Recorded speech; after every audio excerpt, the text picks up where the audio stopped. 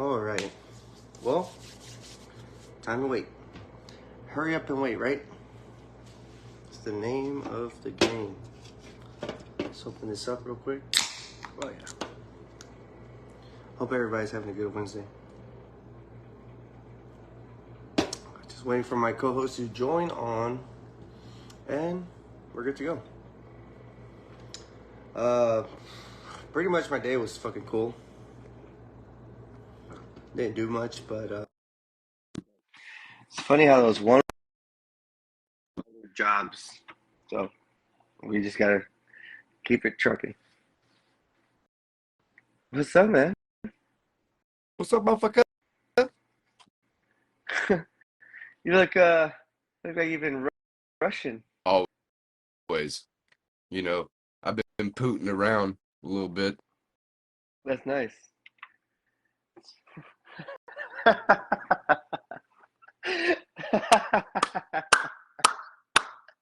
Thank you. That's Thank a you. good one, dog. I'm here all That's a good one. I'm here all hour, you know. I'm here an hour. Book me while you can. All right, man. You ready to start the show? Always. Let me get this day out of my way. All right, here we go. What's up, everybody? It's your boy Johnny Blades, and this is another episode of The Dark Truth with my co-host Shady J.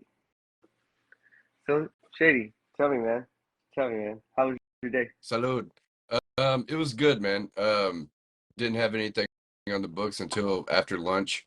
Me and Rashawn, the owner, he drove us to do a skylight. You remember that picture I sent? Yeah. Okay, That so a it was like, skylight, or that was just an arched window? sorry, not a skylight. It was just like an arch window. Yeah. It's like kind of like a skylight in a way. But it was like, 15 feet up. I got up there all rickety-legged and stuff, and I put it on wrong the first time, dude, and didn't even have it like all on properly and cut the excess off, and it didn't fit. And I was super mad, dude. So mad. And I was like, well, if I would have done it right the first time, because I put the factory edge on the bottom instead of at the top. So I was worried about being on the ladder instead of putting the film on right. And so I was like, so I was mad at myself, and I was like, damn it, I knew better. You know what I'm saying? Let me tell you something. You weren't worried about the film. You weren't worried about the ladder. You were just worried about falling. And that's the biggest mistake. Yeah, but that's what I'm saying. I'm not afraid of heights, man. It's the falling aspect. Like, Yeah. but Sean was holding the ladder, and I was like leaning over and shit, and like. Just always remember, you're not gonna go past the floor. That's very, very true. Because they were even joking, like Sean was like, "Bro, I'll break your fall," and I was like, "Bro, I'll break your back falling on you, dude. Like, I will hurt you." Well, like, look, we're gonna get the guest on a little bit earlier than usual, because I know this guest has a lot to talk about, right? And he's gonna be smiling the whole time. So let's Oh, get he's our gonna be smiling, guest. bro? No way. I'm pretty sure he's gonna be laughing and smoking a cigarette at the same time. Anyways, Dave Dellinger, everybody, Super Dave coming in hot. Hopefully he's gonna get service. The trailblazing, all the way from the West Coast to the East Coast. The Switch Reaper. The Switch Reaper. What's up, Dave? Super Dave Dellinger. Super Dave Dellinger. Let's give him a round of applause for Mr. Dave Dellinger. If we can see him. You got to enable your camera, Dave. I just exited, so let me pull over here. Yeah, you can't. Oh, you can't be on camera while you're driving, bro. That's fine. We can do the audio. We learned that the hard way. Well, no, just give me just a second here. He sounds so professional. He does. Every time I call him, you brought him on too early, bro. You should have waited like 2 minutes. Yeah, exactly 2 minutes, and that would have been good. See, Johnny, jumping the gun over here, bro. Hey, when I call Dave, I just hear road noise all the time, so I'm used to it. Yeah, all you hear is like, yeah, the whole time. Him getting honked at for being on the phone. Let me see here. Now, what I don't know how to do is get on camera now. You gotta enable your camera, I think. First off, don't drop the phone.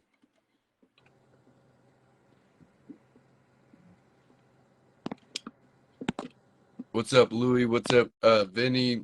Sorry, y'all. I haven't been looking at the comments. We got Tim, Window Tinting Queen, Mike Powell, Michael Lawrence, Chris Collier, Mother Marion. She must have took a nap, you know. Have you seen that? She's always like, I gotta take a nap before the show. Oh, fuck, we lost him.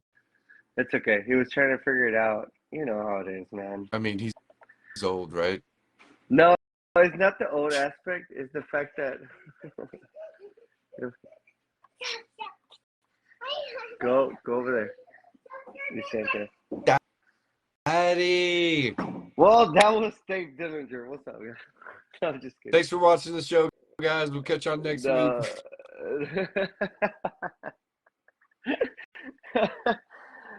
You know what? Yes. Dave? Oh, there Here we you go. All right, there we go. Right. See, I messed up by not doing the camera the first time. Right. I just hit the wrong button. Yeah. Was getting off the road. Be like that. What's up, guys? What's up, dude? What's up, Dave? Not much, man. Just driving home from Florida. Nice, Oh, nice. yeah. All right, Dave. For the people who, I mean, it's surprisingly don't know you. Right. I mean, I'm pretty sure everybody knows you that's watching, but for the people who don't know you, explain who you are, what you do on a daily basis. So I'm David Dellinger. I work for Autobahn Performance Films, Huper Optik, and Edge, and I'm a sales rep. We're a year and a half in since I started, and I've really wanted to be a rep for a long time. So it took a lot of work to get here, and I'm just enjoying the heck out of it right now, really. Dude, so it's been a year and a half already, dude? Yep. I feel like it hasn't even been close to a year. Like, it's gone fast. when I remember you announcing you worked for Autobahn and Huper Optik and Edge, it felt like it was like 6 months ago, dude. It's gone really fast. That's crazy. It's been a lot of fun, and it gets more fun every day. We keep growing and adding more dealers, and it's a dream come true, really. I mean, look at you. You're on the road. Like, what is your favorite thing about actually working for those three companies? Like, is it the travel? Is it the camaraderie? Well, both. I like the travel. I was locked in a tent bay for 26 years, so it's nice to get out. I told them when they let me out, they were never going to catch me. I'm never going back. Somebody messed up there, but yeah, so it's nice to be kind of free and out there. And I still love to tent. It's different now because I tent when I want to, and I'm around tenters and stuff. When you're doing cars on commission for a living, you're not talking to many people, man. You're worried about getting every car done, making money. And so it's still new to me. This still feels new. Right. So it's like the learning curve from just being what you said, like trapped in a tent bay to being like fucking a free range, doing what you need to do when it comes time to do it, instead of like, man, I got to stay right here. Like, what is your favorite part of actually getting to go to different places? Like, do you like the places, the people? It's the tenters, seeing the shops. It's weird. After doing it for this long, you almost have an instant connection with anybody that's been doing it more. Especially if they've been doing it longer than 10 years, you just already know where they're coming from. Yep. It's like getting a new family member almost every time you meet somebody. It's like they tell you one little thing and you're like, I already know you. Like, I already know who you are. Like, you told me one thing and it's like, all right, you're my best friend now. Like, we're going to be friends. And it's because we're a bunch of weirdos, really. Facts. That's why. But that's the thing. Like, weirdos have to stick together, dog. Like, so like, I feel that. Like, anytime somebody's like, yo, I accept you. They're like, I accept you. I'm like, yes, dude, come here. Like, I'm friends with you now. Like, we're stuck now. I mean, before if you don't know other tenners and you do this for a long time, like when you get off work, who do you can't really complain to anybody. Nobody knows where you're from. Nobody. It's like anything else. So when you start meeting everybody, and we all have the same, a lot of us come from the same kind of backgrounds. So it's just nice because you are stuck on an island a lot of times when you are working on commission, and then you have this big family out there you really didn't even know about. Feel that.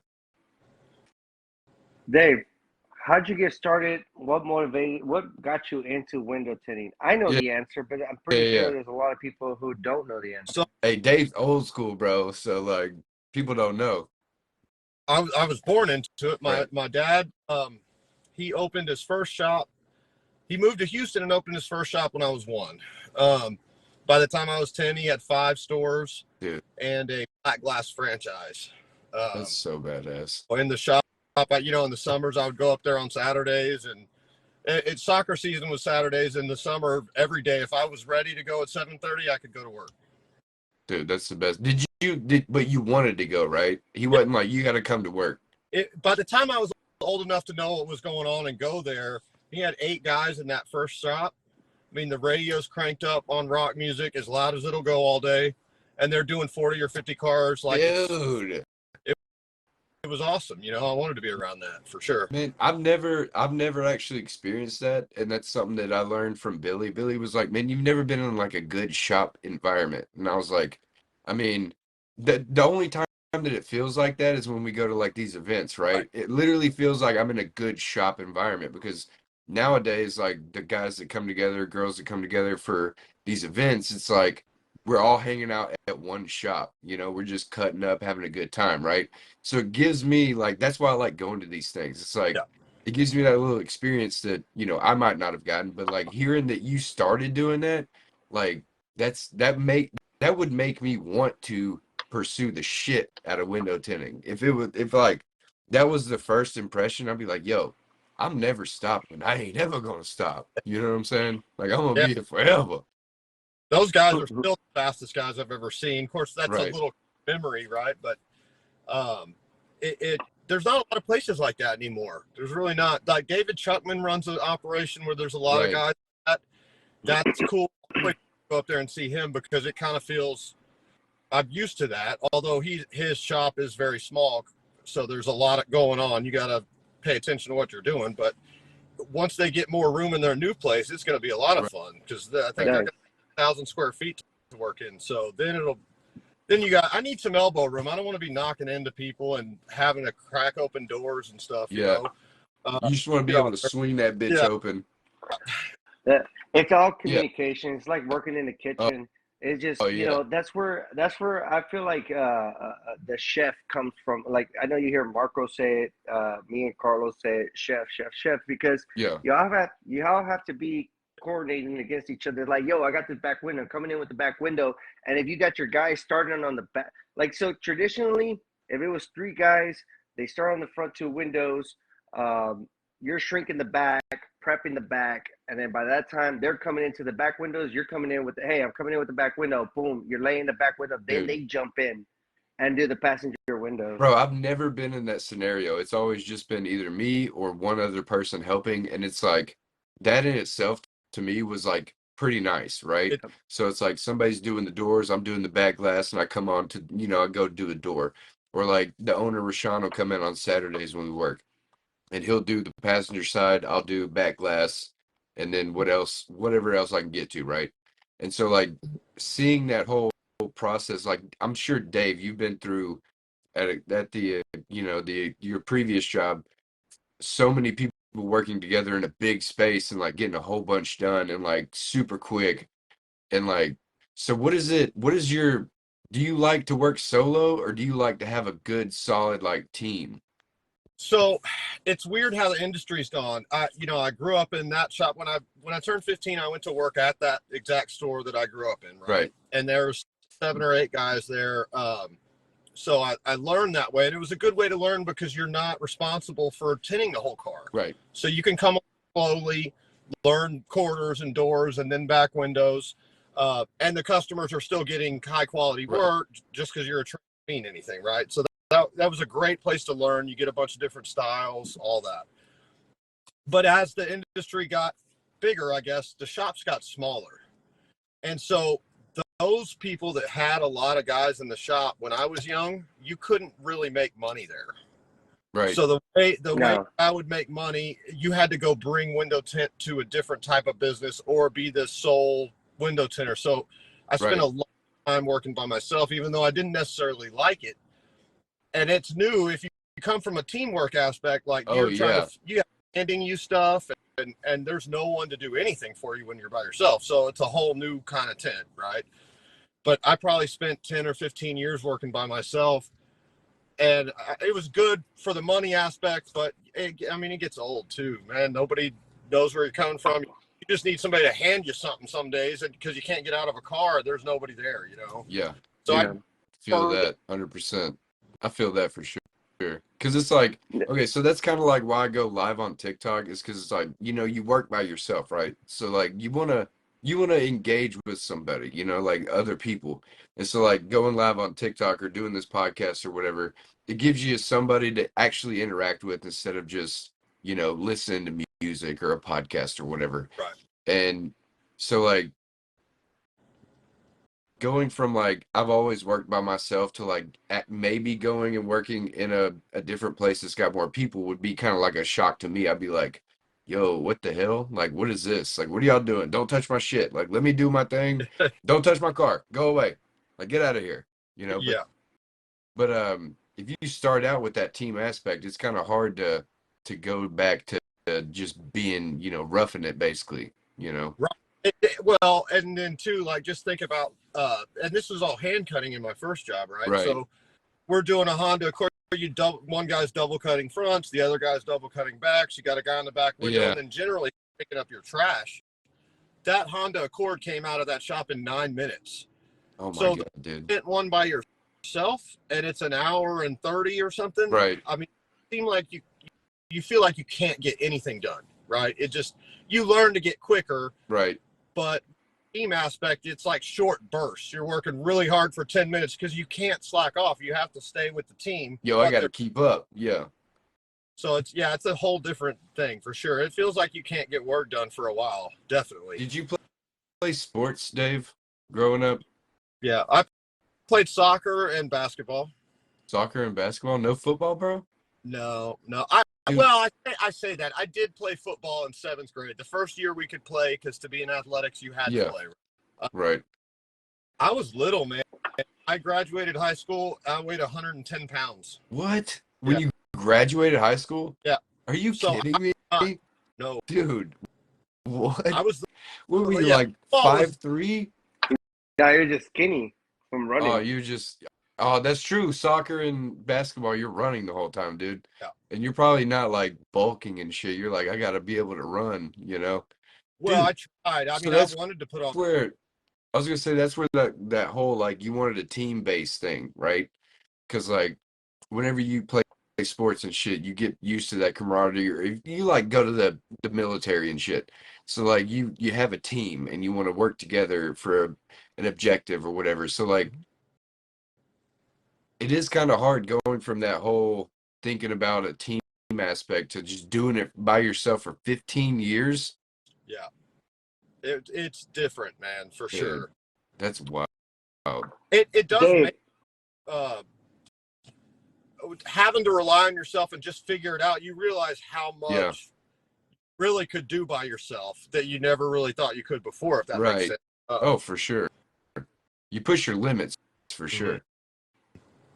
So, question. Now that you grew up in that environment, and I think you can agree with this, with the plotter coming into every shop now, like every shop feels like they need a plotter. I know like that one shop on 45 in 1960, he still doesn't have a shop. He still doesn't have a plotter. They all hand cut. Right. And he's been there from years. I think it's Infinity Winter Yep. Team. That's it. That's it. He still had Alejandro and Chewy come out of that shop. Yep. And so my thing Those are good. to you, Those two guys can sling for sure. really good. And my question to you, that you visit a lot of shops, you're always in different areas. Like, have you noticed the 7 to 8 guys reduced to like only 2 or 3? I don't. Yes, but I don't necessarily think it's because of the plotter. Right. I think it definitely factors into it, but I think just the ability to get into the business is very, like, you can get in with very small amounts of money, right? And so there's so many more shops. Yeah. They're not, it's just, there's 350, I believe, in Houston listed places to get your windows tinted the last time. Are you serious? Which was a long time ago. Holy shit, so, dude. And there's and that's for the people who are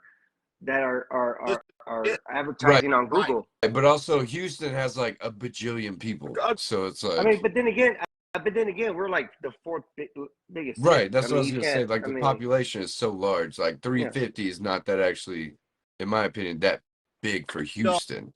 No, I mean, to be honest, you could open another what everybody calls like superstore or mega store here. Yeah. I don't touch or make a dent in any of the other ones that exist. Definitely business. They wouldn't. It's too big a market. So right, saturated. But I think the big thing that factors in is it's easy to get into, so people are not coming in with business plans, with money, with not any other business. You would be more prepared opening up. This stuff, you need to know how to tent. You really literally just need to sling film. No, but I believe you do have to have a business plan. I mean, I've learned it from my example. Thank God I've always like relied on Dave, and I've told him, and he was like, bro, you just gotta take your time. You gotta build it up. Yep. It's not what you think it is. We're not back in the early 2000s where you just pop up anywhere. I'm pretty sure the guys who opened up in the early 2000s are not making it. They are now barely flourishing. They're now enjoying the fruits of their labor. Unless you're Carlos and you're a marketing genius. But a lot of people didn't have that. So I think now, I guess they reduced the amount of employees because they've gone up in price, right? Because I'm pretty when you were tinting, I mean, what was the cars going for? And you were an expensive shop, right? So when all the way I started contracting over there in Fort, but up until 17. The price list my dad made in his store in 1983 was still being balked at and hung up on for a $249 car. So what really changed that was what we call super ceramic, right? Your XR Plus, your i3, your multi-layered ceramic films going for $600, $700, $800, and then windshield tint. Windshield tint changed the game because you could put a premium on that window and get what you would get for a whole car. I mean, and that's new though. I mean, we're only 7 years into that. I think in 2016 when I started getting calls for windshields, I was using like little bitty squares of microfibers to like put on the dash and cover up suede. I mean, it was a train wreck. Because it wasn't a common practice, Right. And it was awkward. I didn't want to tint them, so I was telling people $400 and $500 so they'd go away. Yeah, and they're like, "Let's do it." And they're like, "What the fuck?" And they All right, fuck it. Well, guess I'm gonna do this today. So that's stuff where you can flourish and make money with a small crew and not a high volume. Oh yeah, but that's dude. What's one? Sorry, go ahead, Jay. No, you go ahead. What's one thing that you see in everybody's shop that you see consistently of, like how they have their peel boards or just anything that you can say, like, I see this in every shop? Because I've been to a lot of shops and I always see something consistently. What's something that you can share to us about your experience on the road? Man, I do always feel it's rare that I come across a place with no peel board anymore. And used to, I would see that quite often. I'm glad to see that because I feel like if you're going to work in the same room all day, you should try to make that more efficient for yourself and more professional looking for your customers. So like you could tell when you walk into a tent shop now more than ever that it is a tent shop. And that wasn't always the case really, it is crazy to me because even in the 80s they had peel boards, but did they you can really? You can work. Oh yeah. They built false walls with big sheets of glass. It was awesome in there. No fucking way. Yeah, they had a rack where you would pull film down onto like dry erase boards, but all the rulers were going up and down and across to cut at your different lengths and everything. It was dude, like that's so dope. Hey, nostalgia, baby. You know what I'm saying? Like we need to bring it back, dog. We need. Do you remember when they would make these little box holders and they would like angle them and then they would have like that ruler, that aluminum ruler with, like you said, is that what you're talking about? Like so they were like film handlers, but not the original film handler, bro. Yeah. So that at that first shop but they used poles to hold the rolls. Oh yeah. But it was basically everything was hand cut. So they had 20-inch and 24-inch rolls. There was 4 rolls across, 3 rolls high. What? And you could cut in. They had a ruler in between each row, so you could pull and double cut onto the board. Right. It was just very efficient for having to do that way. You weren't pulling a tape measure out ever at that place. Yeah. There was a ruler on every piece of glass, everywhere you could put a piece of film, you had a tape measure there on it. Okay, so I did. Okay, the first shop I worked at, he had, dude, like 8-foot by 5-foot mirrors. Okay. Two of them big, dude, both sides. And then he had the like little eye hooks with little wooden poles in it, pull it down. And it had, like you were saying, it had rulers on both sides, so you could just literally look at it, cut it, stick it on right there, dude. And that was like the most efficient shit I've seen. Yeah. Like I've seen a whole bunch of people's shops, but like working in that shop, like I forgot how like sufficient that it is efficient it is, I'm sorry. Because it's just right there. You pull it, cut it, stick it. It's right there. You don't have to move it. You have to do shit. Right. So like that's like one of those old school tricks. Like, you know who has probably the coolest peel board setup for hand cutting stuff is Jason Teasley. Dude, I need to go see him, man. He's in my state. Yeah, I would be over there I mean, that dude can lay film, man. Yeah, he won first place last year.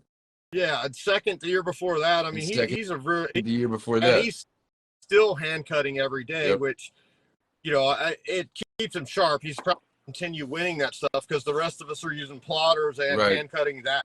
Getting rusty and shit. Yeah, it aggravates me every time I don't make it or something because I'm like, I'm not going to get better from here, right? I'm only going to get older and worse. So that's a mentality. Hey, calm down, come on, Tom Brady. Come on now. I know. But it's Tom Brady, bro. Hey, Tom Brady got better with age, dude. Yeah, that's true. Absolutely. Competition is a skill. I will say that it is learned skill. Like you get better at that because it's not the same as working in your shop. It's different. Hell no. Dude, you have to go into a competition completely different than you do going into work. Like you have to have laser focus and have a plan and like this is exactly how I'm going to run through things, and if I don't do it this way, it's not going to be okay. Right. Johnny? I have an opinion to ask about that. That's when you fail. What? Right. Because the balance Yeah, you have to find a good medium. When you overthink it. Yeah, you're right. And then like David Carly told me the best advice ever. He's like, your best windows have always when you didn't really give a shit. Dude, I swear to God, bro. 30 in the morning. I owe that Dude. I owe that to David Carly. You know what I mean? You know what I'm saying? Yeah. So that's when you start overthinking things and you start doing things you normally never do, like that's when you start messing up. I feel. Okay, but what about not putting a box up? Let's David. Just saying. What do you think about that? Like if you don't, okay, so that's why the competition. That's what I'm saying. Like the mindset for a competition is different, not completely different, but like the little shit. Like you have to do this and you have to do that. If you don't do this or that, you get a little point deduction or whatever. That's what I'm saying. I'm not saying like your process. I'm talking about like the mindset going into it. You have to remember this. Don't do this. You can do this, but if you do this, you get like it's a whole different ball game. I mean, personally, and I like the fact that there's more competitions now because I would, and when we did the XDC one when I was there, we, obviously you have to say that you're gonna, everybody has to clean up their mess by the time because you don't want to go in there and have to clean up everybody's mess. But I would really prefer what we always did. The bulk of the points were for the window tint. Like it was, I don't think anyone ever got docked there for not cleaning up because it was not why you want somebody to lose. But there's different rules, different competitions. Right. And that's awesome. Now there's 3 that you can compete in. They're all pick one different. But the thing is, like, why wouldn't you just let them do their thing and then like the whole cleanup thing? let them handle it between the rounds, right? Like, okay, now you're Well, done. Now you have to clean up. You know what I'm saying? I think part of that is because when you're Customer ready. with that thing, you've got an organization and then you have tenors judging it, but they're not actually coordinating it, right? So everybody's doing kind of the best they can. And it's rent-a-cars. They're generally easy. You got to have some way to count off points. You got 150 of the best tenors in the world tinting one door usually. Yeah. So that may, if you could pick harder cars, I think then you could not worry about some of the other stuff. But then it'll be harder to find harder cars because, you know, like you got to have them in bulk, right? So like what are you laughing for, Johnny? What are you Okay. Side note. So he's driving back. I can't even hold it together. He's driving back from Florida. He made a post earlier this week that he was flying to Florida. No, he didn't. Jason No, he never said why, flying, bro. He said, why you're not on a plane? No, he never. Look, I watched. He never said flying, dude. Nope. He never said flying. Yeah. Because Jason commented and said, like, so proud of Dave for flying or whatever. He never said he was flying, dog. He never said it. No, there was an airplane emoji in the. Okay, so traveling on Facebook is flying, dog. So you got to get over it. Dude, did it have the fucking dots, bro? No. Exactly. No. Thank you. No. That's the point. Everybody said flying, and then we had the dots. All right. I did not I know. a picture of a plane, but it's not happening. You have. Okay. I was just making sure. It was just funny because we had a conversation at the IWFCT because everybody shit was getting canceled, and I'm like, bro, like fuck, dude. Like I guess I'm driving next time. He's like, I mean, it's so inconvenient. It's so cheaper to fly, and you're like, where you at?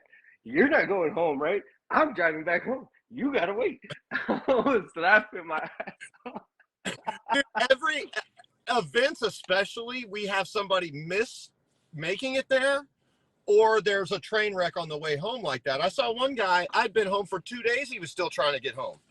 That's crazy. I'm like, that's not, I'm not, after a long week on the road like that, if I don't know how I'm going to react when they cancel my flight and then there's no hotels. Dude, see, Dave, I'm so with you. Like, my wife does not want to fly, and I don't really want to. I kind of want to, but I would rather drive because we can listen to funny stuff and just be us and not have to worry about all these people. Honestly, excuse me.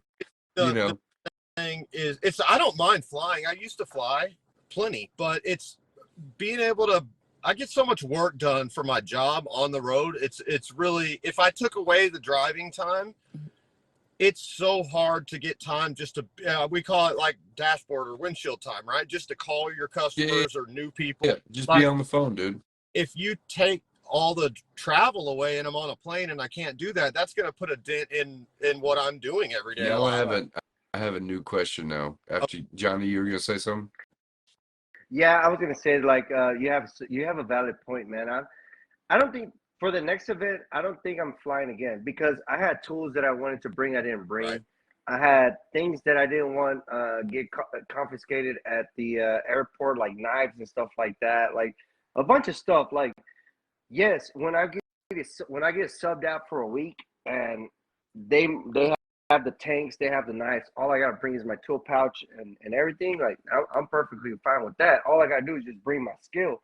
But whenever it's a competition, I want to feel like, I want to feel like your stuff. Right. Like, exactly. Shit, bro. I have everything I want, So in 2019, the first one I went to was Indy, right? And I shipped all my stuff so that it was at the hotel waiting when I got there, which worked out great, right? But on the way home, I got home, I think it was Sunday, I flew home. Monday, I still don't have my tools. I didn't get them back for like, they lost the whole truck they were on. Dude, and see, that's the other thing, man. Like, don't rely on other fucking people to take care of your shit. Right. You know what I mean? And it was. Wait, hold on. Paying that first I need to put my 2 cents into that. If you're paying for somebody to handle your shit, they're responsible. Yeah. Agreed. If they're doing if they're doing it out of And goodwill, then hey, if you lost it, bro, hey, bro, you tried. Yeah. But I got them back, and they were crushed. Like the Easy 10 I had in there saved the good stuff because it was metal. But that thing, I still have it in my garage. It's like bent. I mean, it's beyond repair, right? Yeah. dude, But Yeah, they don't care, man. no, They don't really care. I didn't need them by that time. It's not like I could not have them for 9 weeks. I had to buy all new stuff and Right. get it together. You know, by day 3, I was fully loaded again, but it was still a pain. Yeah, right. yeah, and it costs money and all kinds of stuff. And you're right. There is Tony Carter just said, yeah, just get a Pelican suitcase. Yeah, you can that's get fine. you Like, can have all these precautions and shit, you but can have people all these should know better. precautions.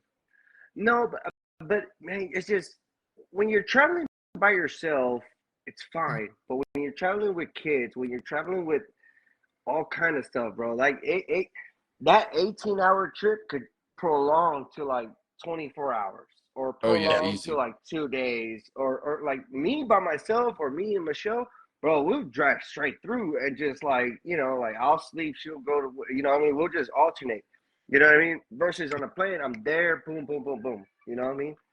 But next event, I'm driving. I just can't. I just didn't feel like myself this week, even though I scored a 94, which I'm proud of. Yeah. Like better than last year. Last year, I think I made like an 82 Dude. for leaving the box out. Yeah, You know yeah, what I yeah. mean? So Proud hey, of you, dude. I'm proud of Awesome. myself. Thank you. You're gonna get, and that kind of stuff you'll pick up on, and it won't. When you stop getting those deductions, you know who I watched too that impressed me this last time. We had a lot of good competitors, right? Like there was, looked at the scores when they came out. You had Trey Tents, Randy Humphreys, Elu. There were so many guys that were right there out of the finals that were like right on the edge. Right, super close. Kyle Whalen, his round, I got to watch a lot of it. That dude, like I just feel like he's about to win one. He had everything under control so much, and he's already been to finals and stuff like that. But you could tell it slowed down so much for him that I don't know how to explain it. You can just see it, like it's gonna happen soon. Yeah. I think that happens. I mean, trust me, man. Not being able to be a finalist, it takes a toll on you. Just like you're just kind of like, hey, man, this is not working out for me. You start blaming other things, like I should have had this, I should have had that. The judge knew I was there or whatever. Like because this year the judges were on the floor. Right. I think we never had. I don't put a bunch of stock just because I've judged a large thing before. Like it's so much pressure to like get everything right, and you want the best job to win, and there's people always scrutinizing everything you do. Like I think it's hard to judge. It's a lot of work, and I don't think there's anything that could even remotely come down to like something weird that shouldn't happen. Like I don't think there's time for them to even plan, or there's just not. But I think that hurts us on some of these is not knowing what we did wrong so that we can fix it the next time. Right, exactly. And that's what I was going to say is like, how do you even grow from the experience you had already, like without knowing any feedback? Like you need at least something like, hey, work on this, or like you had this, or like maybe even like a little. They have a piece of paper that has your competitor name and then your window. And then they circle on there too, like what they circle on the window. Then after the competition, they send it and they're like, here, this is where your deductions were. And you go, oh shit. Okay, cool. I'm going to work on this. Right. Well, I can kind of answer that if you guys just give me a second. So when you go back to your window to peel it off, you have marks, right? I had a finger about this big, and then one of my gaskets was tucked. I knew off the bat that they marked it. They didn't mark the seals, but I knew that's where I messed up. Right. So next year I'm coming with the game plan of making sure that right before I turn in everything, my seals are all tucked out where they need to be at, because you don't have to be underneath the seal. You don't, you just got to make sure you have a very good line and a very good corner. So what I do know about it is this year, I'm not sure, but every year before this, the marks that you saw when you went to your car meant nothing. Yeah. Because they would mark field to throw everybody off of who's doing what and knowing. See, that's the thing. That's what I'm saying. Like, why not give us like a report card, basically, of what we did and like what needs to be fixed? I think we're going to get there because stuff is just more effort. They're I guess we've done this more now, right? Now that there's multiple competitions and these guys are going to do better. One maybe better this year, so these guys are going to have to up their game over here, and that's create competition that makes that kind of stuff happen. I think you should level up. You should know what the scoring, like how they're going to score before you even go in there, and then when you're done, this is how many points you lost, right? And the way you can work on it. Yeah, it'll get. I agree. I think this year, it was a little bit open, but at the same time closed, because if you went to the competition lounge, the competition meeting, I mean, they were just like, hey guys, but then again, they see everybody every year, and then they see us on Facebook, so they're like, he's been here before, he's been here, and the only people asking question is the new guys, right? Yep. So they'll know, like, okay, but this year the flat glass meeting felt like, all right guys, remember, don't do this, don't do that, don't do this, and it was just like, well, felt like 10, 15 minutes. Yeah, that was it. It was like, cool, man, see ya. Yeah. I'm excited for Orlando. I'll be there. But we have other things before that. Now, we have Carlos from Alpha Brothers is going to do a tent bash, right? Is that what it's called? In February. That's February for Wagon Guy. And then we have and then we have a WFR. And that's in June. Don't get me lying. I think they have put the date. It's definitely summer, but I don't know. I don't know the date. I'd have to look at it. But I got that one has turned into such a fun. I don't know. It's like a combination of IWFC and tenor battles in one. Yeah. Like I don't play it, so it's everybody can get in. Where tenor battles, you have to, there's only a certain amount, but it's still anything goes. You install however you want, type of deal. And that one's only been done twice, so it's going to get better and better. It's going to be fun. Hey, I mean, can we count XDC? We can't really count it because that's only exclusive to their own dealers, which I wish they would just open it up. Right. Well, cool. But I guess I don't know if I'm supposed to say this, but it's been rumored that we'll have a competition at ours this next go around. So, a lot of the manufacturers. It's not breaking set in news. stone yet. It's not set in stone. No, it's not set in stone, right? Rumors. Because nobody told me that. I saw it online. I think Elu said it. It's his fault. By the way, Elu wanted me to ask you how much you love him on this show. So, dude, there's not, like, I don't know what kind of measurement you're looking for. Like the most that you can love someone. Like big arms. Yeah. Tell me when to stop. Tell me when to stop. Hug the moon. Yeah, you're gonna need longer arms. Just keep going. Yeah. I mean, he's a great dude. Oh yeah. Like not to just like to glorify the Autobahn family, the Huper Optik family, or the Edge family, but we have a good culture. Dude, I'm not saying there's other brands, right? I'm not saying there's other brands that are they're staying hush and they only stay with just with their exclusive dealers and like, hey, we're gonna do this, because I've heard 3M does a big thing for their own dealers. Oh, and they have a great show.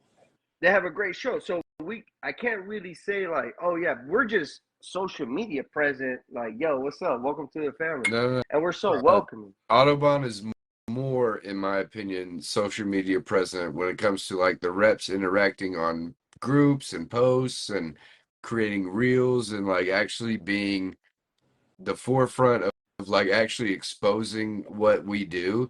Like I haven't seen like many posts. It might just be because of my algorithm or whatever, but no Lumar posts like blow up on my feed or no like Well, reels about 3M come. You know, like, and I'm not knocking anybody. I'm just saying like it, Autobahn and Huper Optik and Edge always just is always there. so Like it's always there. when I was still using Matico, so before I ever went to XPEL, my rep for Matico was not allowed to be on Facebook. And so I can only imagine that a lot of bigger companies did not allow their people to even do that, say 5 or 6 years ago. So because there's a lot of liability there, Right. I think XPEL really broke the mold with that because Right. And I don't disagree. And they you know, you have to be willing to kind of suffer the consequences. If you let 100 of your employees get on there and somebody says something bad, like that could be a big deal. So to just let the reins go and let guys do that they wasn't always like that for sure. Dude, that was not. But like seeing like you and Jason and Billy and Tony and you know all the girls that you know work for Autobahn or whatever, like sharing things all the time and making videos, funny videos, informative, like Kratz doing the whole Mercedes thing, like Yeah. that shit, the Edge shit, that shit was so funny, dude. That- Like seeing those things, like you want to see that out of a company, right? Like you Well, want to be like, oh, okay, they're cool, you know? Like well, new thing. Kratz is the most. I don't know how he is like a brainiac, dude. right. Dude. But what none of us knew was before I knew him and came to work here, he was online and watching and doing all this stuff. He's been on there Yeah, following trends.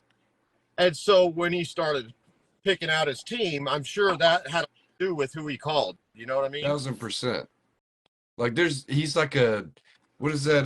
The puppeteer, you know, like the theory of the Yeah, the puppeteer. puppet master. Yeah, the The puppet puppet master. master. That's what it is. Yeah. Fuck yeah. He's the one who knows how to control Wait, it hold all. on. And it's not like weird. Hold on, fool. I'm not Hold saying on, it's fool. weird Hold on, like fool. that. Hold on, fool. Don't call my rep a puppet, homie. I'm just saying. No, No, I'm saying like Don't call my rep a puppet. I'll fire you off the show, Shady. I'll fire you off the show. So I will remove you. whole I thing will about remove you. I love you. Bro, Dave, you know I got your back, dog. Yeah. You know I got your back. that's not what I'm saying though. I'm saying No, like Okay. he knows how to check it. instruct. That's You know what I'm saying? Yeah. with David, it's funny. Like I can't even finish a question sometimes, or like, hey, I want to do this for so and so. Like I can't get it out because he already knows what I'm talking about because he saw it too. He'd be like, cool, yeah, run it. And he's never. His big thing is you be you. Do your thing, stay engaged, do it however you're effective, right? So there's no, it's not. He has crazy planning and plans and organization, but not when it comes to telling people what to do for their job. I have to ask you a question then. If you were to give him a fucking character from Marvel, what character would he be? You have. I already got my answer. I know mine too. too. Go ahead. So. I've never even thought about it because he aggravates me so much with those characters. Professor X, baby. Dude, no Xavier, way, dog. bro. That's DC, by the way. Xavier. That's DC, by the way. But you know, whatever. Yeah, no. X-Men's Professor DC. X, X-Men. Yeah, X-Men's Marvel, DC, bro. dog. No, X-Men's DC. Yes, Louis Thanos. Swear to God, snap of a finger, dude. He could change the world, dude. But hold on. He hired a Thanos. I can't even remember who it was. Who was Thanos? Oh. Yeah, he's the dude who had the glove and he snapped and took out half the population. It was our Thanos. What is it? He hired Thanos already. He did that character. But I can't remember who he was. Oh yeah. Thank you, Eric.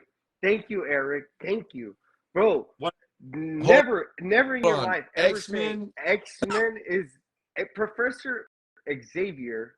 Dude, where's from my Marvel, dude? No. He's the one that picked up Wolverine. Oh shit, he's my the one phone's that right picked here. up the. He's the one that picked up the team. He made You're right. the whole. Y'all are right. Everybody's like Marvel. That's true. That's what I'm saying. Right. Like if I had to, if I had to guess his character model, it would he's just a standing Xavier because the other one was crippled. Well, right, and also that's like he can never be Professor X could never be bad. Like he's always, you know what I mean? He's one of those Yeah. never has. And then he talks to you, Right. and then he talks to you like telepathically, like what do you say? All right. It's a real thing too. Yeah, it's creepy. Yeah. Dude. Read And he a does comic book, bro. things, and my favorite thing is like he does things like on the slick. You know what I'm saying? Like he'll have an idea and not tell you shit, and then it's just like, here you go. Oh yeah, Yeah, yeah. There's a lot of that. that's the best. But it's usually So- really stand out, not on the slick. Like that guy plans and does that. He just always thinks of every possible angle. It's really, I'm a planner myself, but that's a whole nother level. You Okay, know? so what he likes to do is break it down to like all the possible negative outcomes too. I'm like sure. he's like, yeah, But so what's funny about just working here. So if you had I have personal goals and ambitions for where I want to go, right? right. But I I feel know like what you want to do. I am also realistic in those to a certain degree. Like I know that Yeah. I'll never want to be the guy who's in charge of the warehouse. I don't know crap about warehouses, right? Nope. Like there's not that area for Kratz that he doesn't know about. So it's kind of like So there's he's a some jack stuff of all trades. that he's over and doing Yeah, that it's not in our wheelhouse, right? But he's doing that good and better than most as well. Because all of it fit together to make this thing go. So it's pretty impressive, man. It really is. I mean, just What I like about, yeah. Go ahead. I Sorry. mean, this show's about Dave Dellinger, not about Kratz. We can have Kratz some other day. Yeah, but But also David Kratz makes Dave Dillinger work harder to be David Kratz one day, dude. Like I see Dave going into that role of fucking CEO one day, dude. Like that's why we talked about that because like I think you have what it takes to take that over. You know what I mean? Like one day, I think so too. I think so 100 too. fucking percent, dude. I don't know. That's what I meant by I have realistic No. aspirations. Oh, that's so realistic, dude. Well, thank you. I appreciate it. You're welcome. Well, we're on a good topic. What Yeah. are your What's your goals? realistic goal? And how can So we make it happen for the people who are watching? I mean, I how would I put this? So when I took the job with the last company I was with, it's always to move up and go through the ranks. But like I said, I don't want to be in charge of a warehouse. I don't know anything about that. I would be like sales. Yeah, for sure. I would want to be on over that or something. Right. But I don't want Kratz's job like Oh, that. so like a CFO then, huh? Well, that would be financial. So scratch me from that one too. Oh, what? I'm not You're talking about sales, bro. Finances, sales. I mean, it's the same thing. There you go. That would be a good spot. I mean, that would be what I was aiming for in the past. So, Right. yeah, something like that. Like I don't. The CEO is over literally everything, Right. and that is not saying I couldn't learn some of that stuff, but it also doesn't interest me either. So I'm not gonna Gotcha. be great at that.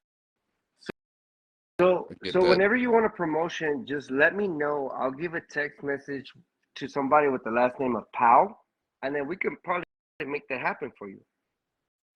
That's my I'm keeping that in the back pocket. I'm his new rep, so yeah, that's the golden boy right there. Dude, are you his new rep? Yeah. Dude, so they stretched you out more? Well, so we had before I came on, even there was always been distributors for Huper Optik, right? Because it was a smaller company. Right. So you had West Coast companies doing that, and I'm not sure the details, but we had our Canadian distributor have a deal to servicing and be reps for the East Coast. Yeah. And that was always time. There was going to be a certain amount of time that was going to happen until we could take it over. So that's what's been happening, last month basically. So we just got our list of new people, and like all those accounts are now in-house with a rep, and Kratz is big on, he's always been, he does great on connecting people that make sense and fit together, right?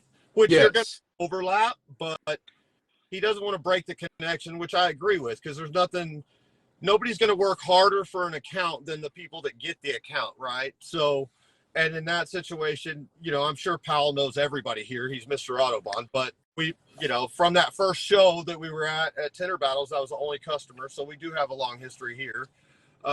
Yeah, absolutely. Like that, you know. But look, I'll tell you what, like, I give you all respects. I mean, I give everybody in Autobahn respects, but from you coming in from a shop, right?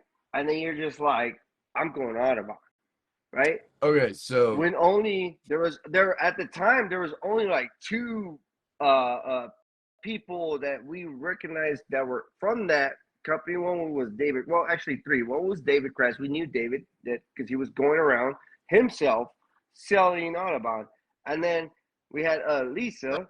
But I don't know what happened with Lisa, and then we have you, and then all of a sudden we had you, and that was it. Yeah, like dude, Super Dave, bro. It was so crazy. The Switch Reaper. Oh, is that his name now?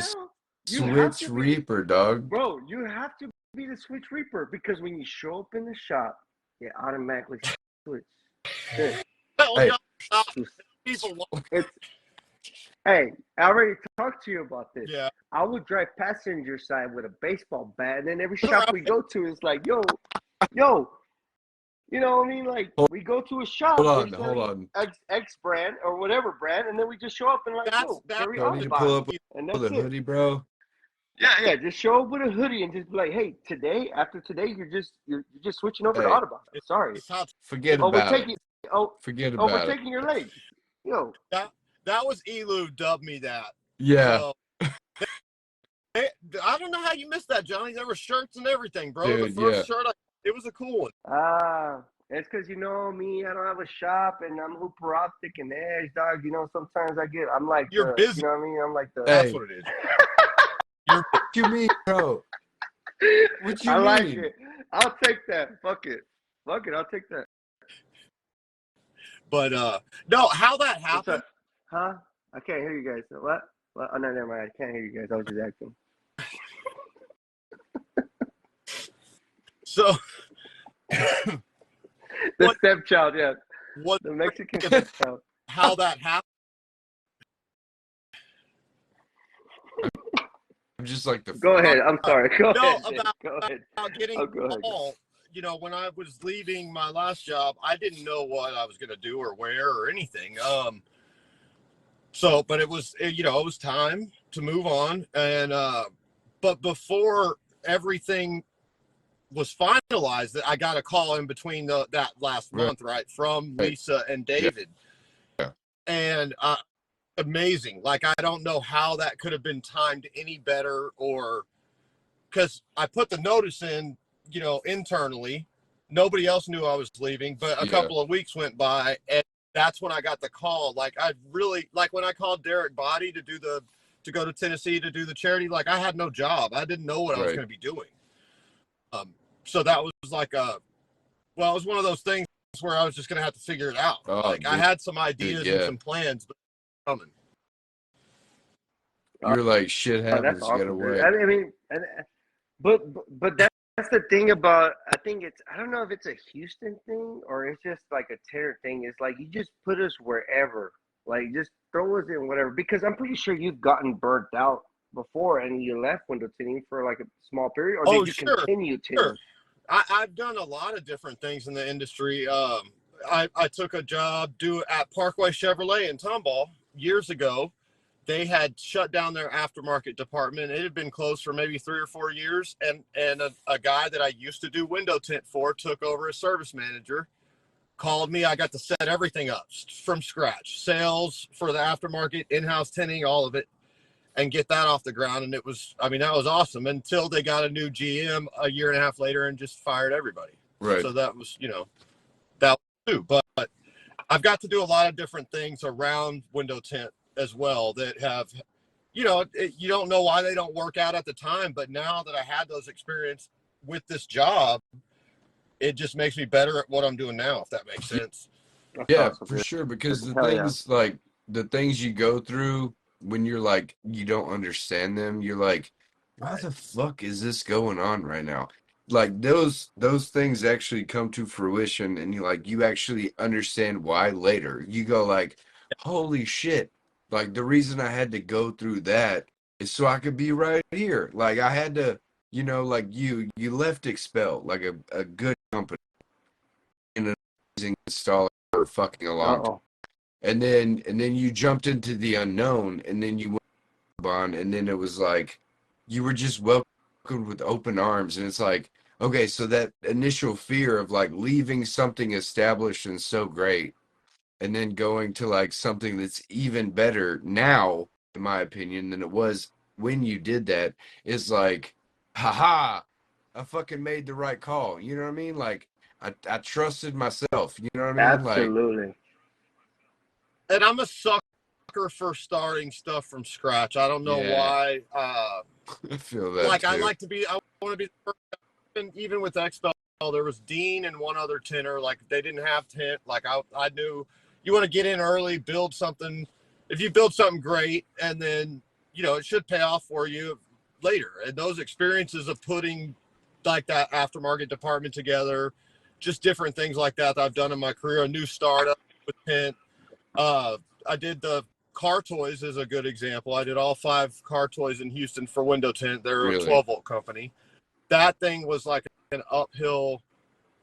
I mean, they still haven't decided to do Window Tint, and half the company's out of Yeah. business. So it was a struggle, but it's all stuff I Right. learned to get me ready for this.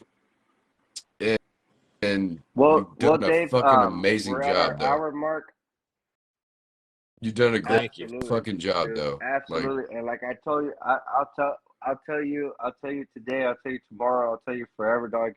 Thank you for always helping me. Thank you for everything you guys done for my family from the dude, Autobahn, because most of my subcontracting work comes from the Huper Optik Autobahn Edge family. Bro, you know what I mean? So first people too, man. Like that was a big deal when you came over. You know what I mean? That's a big yeah, deal.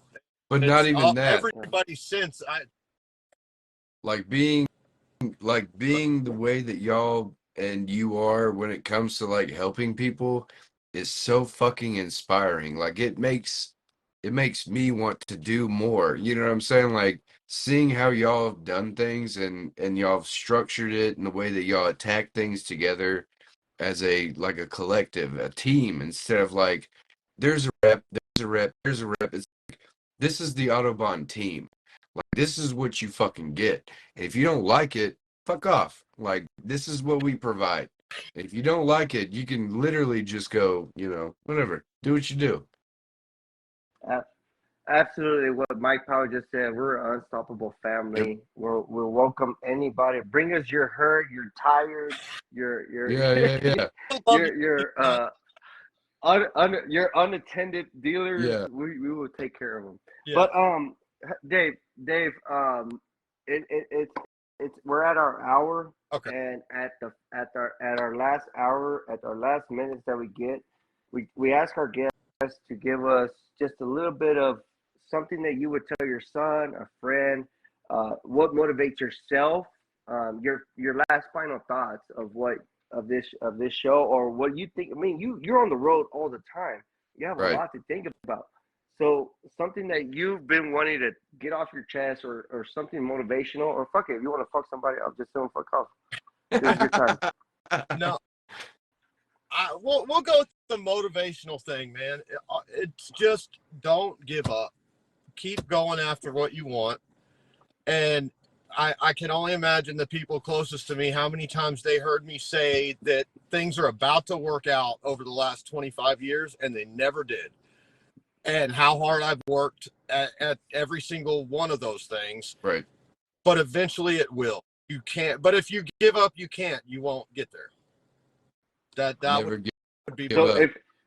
So to dissect it is to dissect it in a little way. It's like when you plant a plant, don't give up on it. Keep watering. It will give you fruit at the end of the day. Everything Right. that we do, it's gonna come into fruition. It's whatever we set our mind to is gonna happen. Just don't give up. I love Right. that, dog. Thank you so much, Thanks. Dave. It's fun. Also, Dave, I just ordered a roll. Can I pick it up right now? No, I'm just kidding. Oh, I'm kidding. I'm kidding. I'm kidding. I'm kidding. This is inside joke.